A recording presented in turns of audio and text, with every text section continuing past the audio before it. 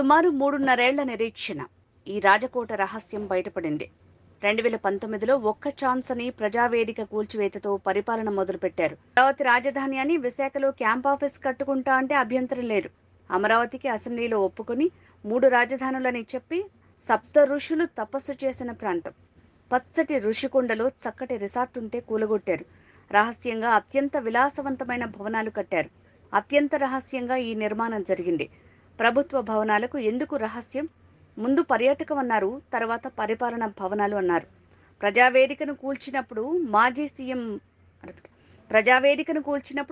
CM అనుమతులు లేవని చెప్పారు. ఆ రోజు అనుమతులు లేవని కూల్చిన వారు రిషికొండకు ఎన్ని అనుమతులున్నాయో చెప్పాలి. 450 కోట్ల ప్రజాధనం ఏం చేశారు?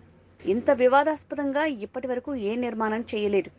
వైసీపీ పార్టీ మునిగిపోయే పడవ లాంటిదని ముందే చెప్పాం. అదే జరిగింది.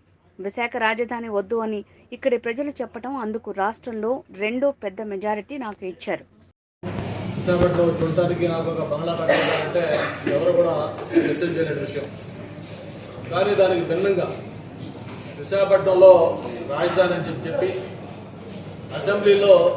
అసెంబ్లీ సాక్షిగా అమరావతి రాజధాని అని చెప్పని అంగీకరించి మళ్ళీ అధికారంలోకి వచ్చిన తర్వాత దాని మీద యూటర్న్ తీసుకొని లేదు 3 రాజధానులు, Visakhapatnam executive capital, Amaravati legislative capital, Kurnool judicial capital అని చెప్పని ఆయన మాట తప్పి మరని చెప్పి అక్కడ యూటర్న్ తీసుకున్నారు.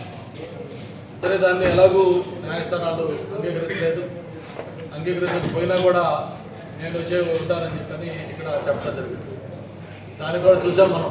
అనేక వాయిదాలు వేశాడు, అనేక పండగల పేరు చెప్పారు, ముఖ్యమంత్రి చెప్పారు, ఇన్ఛార్జీలు చెప్పారు, మంత్రులు చెప్పారు, ఎమ్మెల్యేలు చెప్పారు, ప్రతి ఒక్కరు కూడా డేట్లు చెప్పారు, ఇదిగో వచ్చేస్తున్నాడు అదిగో వచ్చేస్తున్నాడు. చివరికి ఆయన రాకుండానే ఆయన పదవి కాలం కూడా అయిపోయింది. అయితే దీనిలో ప్రధానంగా మనం ఎందుకంటే ముఖ్యంగా ఆయన విశాఖపట్నంలో వచ్చి ఉండటం కోసం అని చెప్పని ఏదైతే ఇప్పుడు మనం కూర్చున్న ఈ ఋషికొండ, ఒకప్పుడు సప్త ఋషులు ఈ కొండపై నడయాడని, ఇక్కడ తపస్సు చేసుకునేవాళ్ళని, దీనికి ఒక హిస్టారికల్ ఇంపార్టెన్స్ ఉన్న కొండ. ఎవరైనా విశాఖపట్నం నుంచి బీచ్ రోడ్ వెళ్తూ ఉంటే వెళ్ళే వాళ్ళందరికీ కూడా పచ్చటి కొండ అందరినీ కూడా ఎంతో ఆకర్షిస్తూ ఉండేది. అటువంటి ఒక పచ్చటి ఋషికొండని టూరిజం దీని కింద అక్కడ రిసార్ట్స్ కట్టి ఉంచితే బ్రహ్మాండమైన లాభాల్లో నడుస్తున్న ఆ టూరిజం రిసార్ట్ని కూడా మరి పూర్తిగా డిస్మాంటిల్ చేసి ఇక్కడ అత్యంత రహస్యంగా గోప్యంగా ఈ విలాసవంతమైన రాజమహల్ని నిర్మాణం చేయడం జరిగింది. ప్రభుత్వం ఏదైనా ఒక నిర్మాణం చేసేటప్పుడు దాంట్లో రహస్యాలు ఉండవు. బహిరంగంగా ఆ బిల్డింగ్ దేనికోసం కడతా ఉన్నారు, ఎంత విస్తీర్ణత కడతా ఉన్నారు, ఎంత ఎస్టిమేట్తో కడతా ఉన్నారు, అందులో ఏమేమి ఫెసిలిటీస్ ఉంటాయి, ఇవన్నీ డ్రాయింగ్స్తో సహా బయట డిస్ప్లే చేస్తారు. కానీ దానికి భిన్నంగా దీన్ని అత్యంత గోప్యంగా, నాకు తెలిసి బహుశా ఈ దేశంలో ఏ భవనం కూడా ఇంత వివాదాస్పదం కానీ ఇంత